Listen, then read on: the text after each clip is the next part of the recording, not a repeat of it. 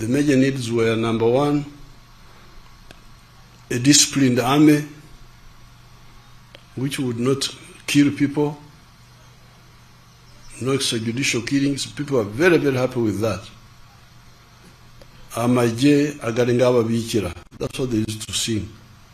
They would sing an army which is like nuns, soft. That was number one. Number two, these people who know Nyankore and Richiga and Rinyoro and the other dialects would say, NRM ekatuweho kulyana. NRM yatujangako okulumangana. NRM has removed sectarianism. Actually, that's what they were talking about. NRM has removed sectarianism from us. This was 1996.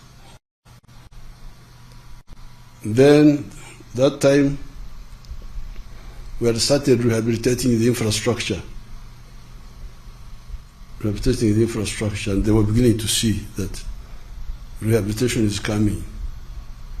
And we had also solved the issue of shortages. Shortages. Lack of soap, lack of salt, So, people were so united. This one is coming back now. When I was campaigning, I could see it was that atmosphere of maximum unity is coming back. Why? In many areas, it is mainly because of peace.